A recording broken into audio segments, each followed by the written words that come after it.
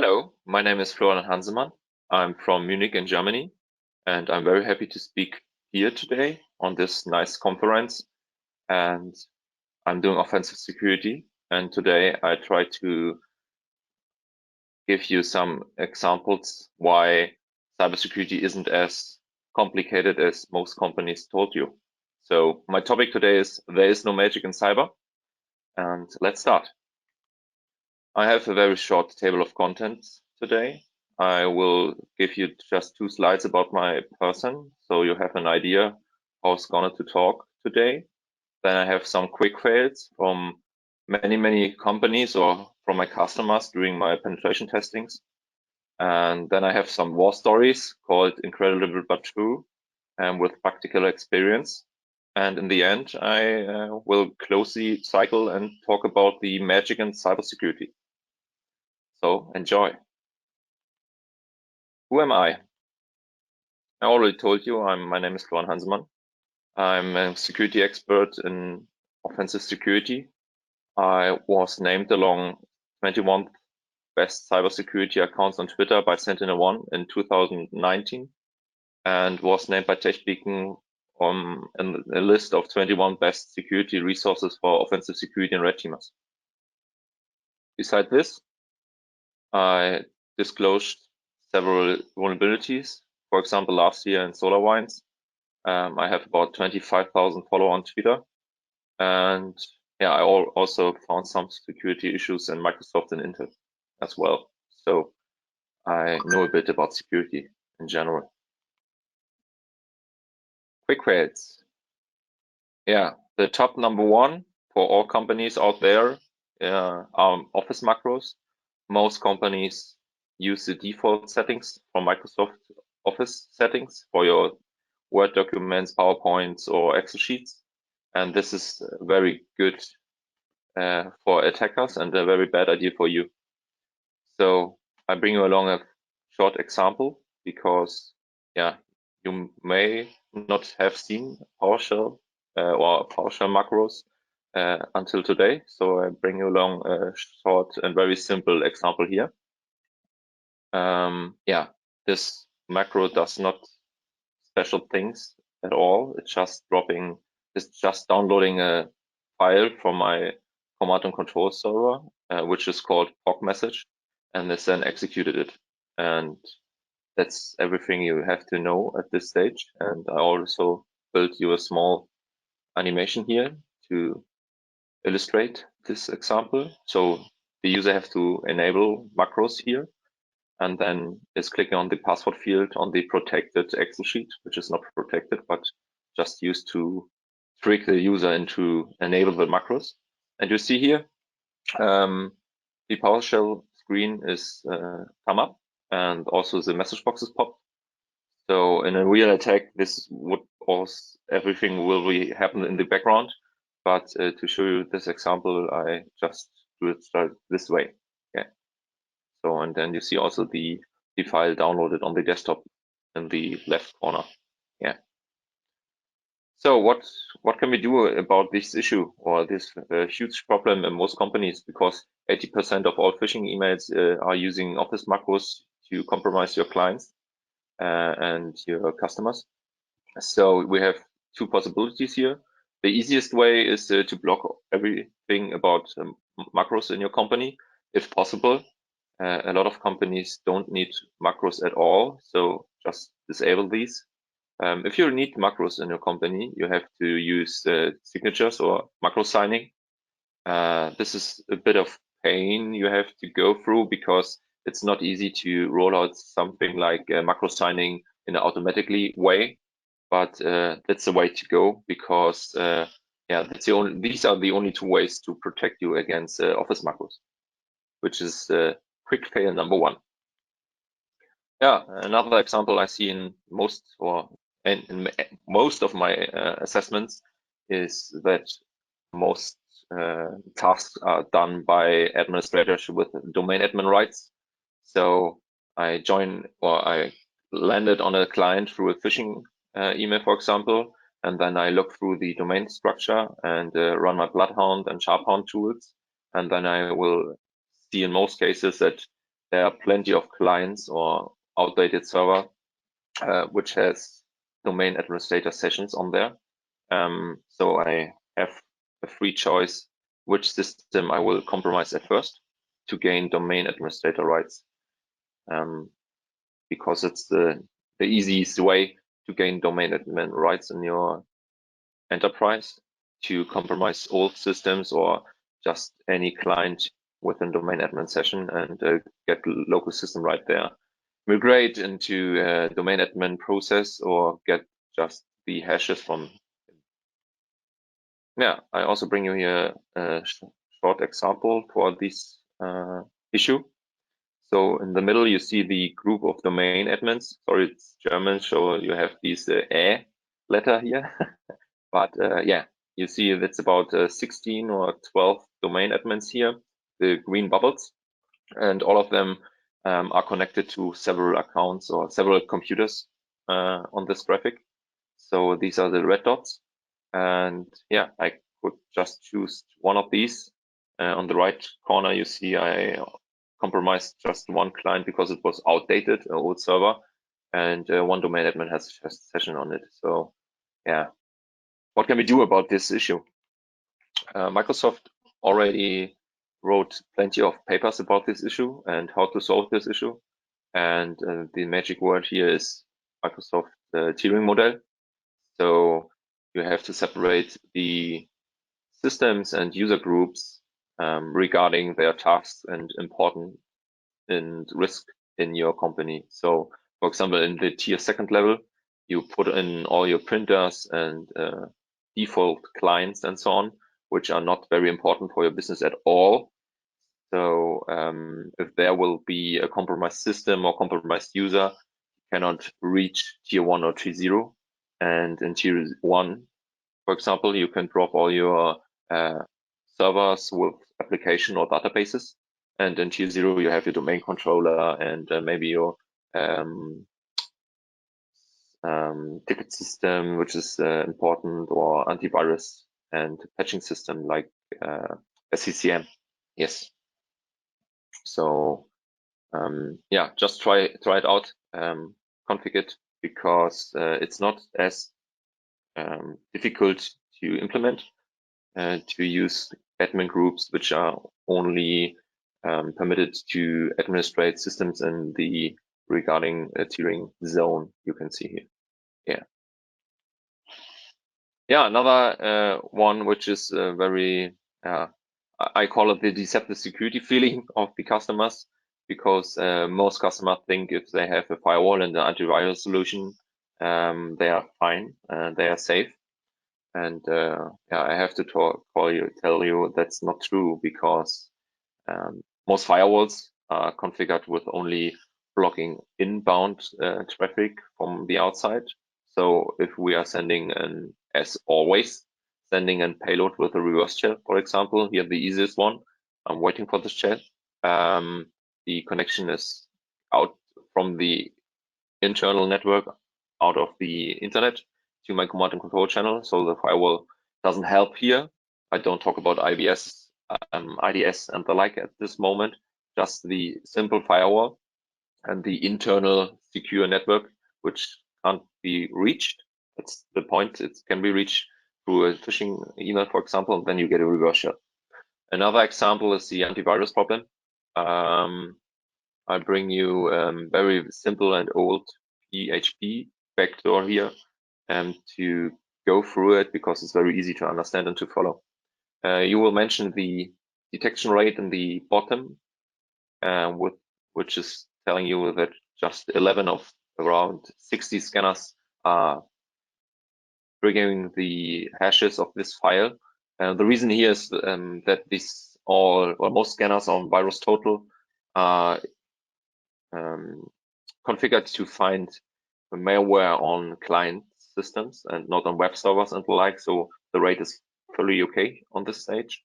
But let me show you the problem on the next papers.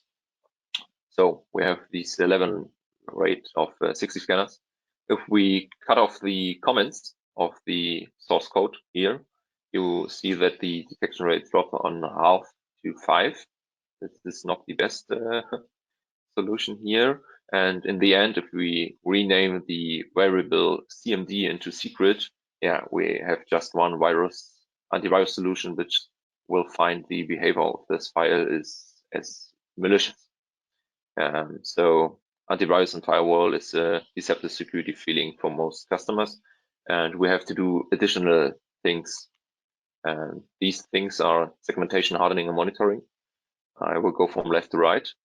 Segmentation is as important as the tiering model I already told you, and you can really good compare these settings as you group your members and clients and groups of users in your domain. You have also to do this on a wire level. So put several VLANs and put them in the regarding task where they have to do. So example, you have a VLAN where you only have web servers, another one for databases, and printers and clients are also in another one. This is the left point about segmentation. Another very important thing is client and server hardening. Just a basic level is okay for the start. So these are things like uninstall your PowerShell version 2, use AdBlocker, use the constraint language mode for your PowerShell, and check if your antivirus solution is using MSI or MC for your PowerShell on the clients and especially on the servers. And these are the things to look for at this stage. There are additional steps you can go, like others protection and so on. But for very low level, it's okay to look at these points. And the most important thing in 22 or since 2000 is security monitoring, because you can't prevent your network to getting breached by sophisticated attackers. They will find a way into your network. So you have to detect these behaviors in your network, and then you have the response. So security monitoring, CM and SOC solutions. This is the way to go to do security today. It's the most important thing, I think, for security. Yeah, another funny quick fail is the network shares in general. Most administrators out there think if the clients don't get a auto map for a share X, Y, or I don't know, the client won't find, or the customer or the user won't find the other shares which are out there. And this is a huge mistake they can do, because this is also one thing I do regularly very early on my assessments. I check all servers and all clients in the domain for open shares where I can read and maybe write into it. And yeah, this could be very, very bad. For example, here, I have an assessment this year where I have two targets or two aims. The first one was to get enterprise administrator rights. Okay, nice. And the second one was to get the information out of sorry, let me look. Salesforce. Yeah, very, very good application, Salesforce. The Salesforce application was extremely hardened with multi-factor authorization and not reachable from all systems, and only a single group of users could exit it. So I didn't get into it. But I found this share, which called admin on one server, and sounds very interesting. So I looked into it. And at first I found the Outlook archives or the Outlook backups from all users in the domain, which was nice because I also found some forgotten passwords and so on these files. And I found the backup. Sicherung is in German backup for Salesforce. So they have this share with unencrypted data of the Salesforce application, which was also the target. So you really, really should look at your network shares in your domain. There are tools out there which can assist you there, but I recommend to build your own PowerShell scripts, which is not very difficult, and to do dedicated tests and recursive checks and the like. Yeah, but it's a very important point, and I hope the example underlines this. Yeah, another point is bad passwords. 1, 2, 3, 4, 5 is not the problem at this stage. The main problem is password policies in general. So if you have about 12, you have to use 12 characters, big and little characters, and a number and a special character. You might be using bad passwords anyway. For example, I found in my last assessment the fact that a lot of users use the customer name, company A, and the year of the current year in the end, and may use an semicolon in the end or something like that. But this thing, like you see at the bottom, client name and the current year, is very well or very widely used out there and easy to guess. And this is also a big problem here. So you should use additional tools here as well, or build your own ones in PowerShell, and try to use additional blacklists for additional checks of the password policy, not only the letter and length thing. So you can use bad passwords from 2020 and 2021, and you may find one person in your company which have bad ideas about hacking your own systems, and may give you some tips about additional things like client name, the year, client near the month, and so on, to add these also to the blacklist. Yes. Yeah. Incredible but true. I hope you will believe my examples here, which I will show you, or my experiences, because they are really incredible. Yeah, Audacity wins. I have this assessment. Oh, sorry, it's German. And I was allowed to use social engineering to get into the network, and the customer, or my client, has a external IT support company which is doing their IT stuff for them. And I just wrote him this IT support an email, spoofed the CEO of my client in the sections, and then I wrote this very friendly email to the support guys and asked him to set up a new user in our domain for Mr. Schramm, or Schramm Hansemann, that's me, because they will assist me or the company itself in management stuff.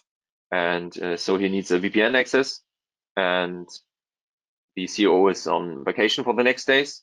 So don't call the CEO of the company, because it's me, and try to reach Mr. Hansemann directly to ask all your questions and solve this issue, so he can quickly get into our network. Yeah, just half an hour later, I got a very, very nice call from a friendly support staff guy, and yeah, set up my VPN connection and gave me the access to the management shares and the like. So be afraid of Audacity out there, and yeah, try to think about processes which you can integrate to yeah, solve this issue. Yeah, another thing is local admins for everyone. This is not as rare as it should be, and because some companies think it's easier to let the users install their own software, so they have local administrator rights on the clients, and it's a very, very bad idea, because I can disable security features. I can set up my own VM on, I don't know, VirtualBox or VMware and so on, and have a foothold directly in the network. I can also set up a reverse OpenVPN tunnel. So this is a very bad idea, and you shouldn't do this at all. Just leave the administrator rights permissions for the administrators. Yeah, this was also very funny. I have assessment also with social engineering, and it's 3 days ago, and I used an Excel sheet to get into the network of the client. And the assessment works very well. They have huge problems. For example, they got a Outlook web access with no to multi-factor authentication. They had a very weak password policy, and they don't have a logout policy. So this was awesome finding, easy to find, but with a huge risk. And I told them that they have to fix it directly. It's a huge problem.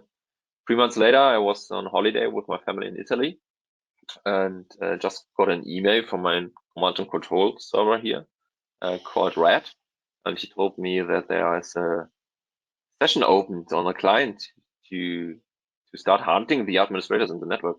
And I was very surprised because all my assessments was ended. I cleared up all files, I thought, and just started my command and control server and looked into the session and did a small, very quick checkup with ipconfig and which IP I have in public, and just mentioned that this IP address was in North Korea. So what happened?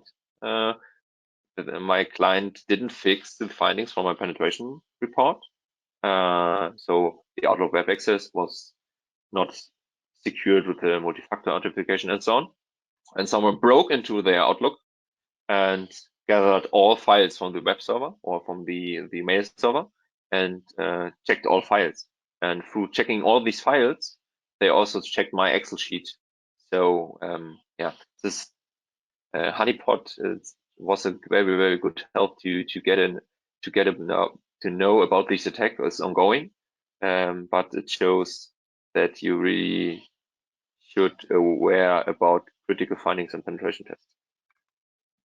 Yeah, and in the end, the most important thing maybe, or might try to give you an important note here is where's the magic here in cybersecurity? Most of my clients are asking for a solution to solve all the issues in security. And if they ask a vendor, they have several solutions to get into these cybersecurity stuff, like next generation firewall, advanced threat protection, zero-day protection, AI, blockchain, and the like. And most of my clients or all clients are just like this. I want all of them because these are solving my security issues, I hope. And I want to tell you something. First things first, you should run before you try to run faster. For example, you don't need to think about AI and next generation firewalls if you don't have an asset management or patch management in place. Because if you don't know which systems are important in your network or which are out in your network in general, you can't protect them with these solutions. Also patch management, you don't need a fancy endpoint detection and response tool on your client if it's really outdated, like the XP or 2003 servers, XP clients and 2003 servers. These are very, very basic things, and you have to do these. It's your homework. Another important point is on the right side, processes. I know it sounds boring, but the best application or solution for network security or for security at all doesn't help if you don't have the processes in the background. For example, I have a assessment for a huge financial institute in Germany, and they have a very expensive web application firewall in place. And they were very happy with it. But I mentioned that the firewall doesn't do anything. And in the end, we get to know that there was no process in place. There was no one responsible for this web application firewall. There was only logging enabled and no intercepting traffic from malicious activities. And this is a good example. So just buying these solutions without the processes and responsible people is a huge mistake as well. Yeah, backups. This is a case of for ransomware. think about also about network backups and offline backups at this stage, and maybe a disaster recovery plan. And if you are just starting with cybersecurity today, and the CM/SOC themes are maybe for the next several years out there, start with a very short mini logging, I call it. So try to check the most important logs on your clients and servers, like failed login attempts on clients, or uptimes of server, because it should happen, or it could happen, that you patched your system, especially domain controllers, and just didn't install it, for example, the zero logon vulnerability, because it wasn't restarted until years. So yeah, check this mini logging thing. Yeah, I hope you enjoyed my talk. Sorry for the bad English. It was my first talk in English. And yeah, you could follow me on Twitter. My handle is cyberworship. You can also visit my website on my blog on hansemann.de. And yeah, now feel free to ask some questions. Thank you.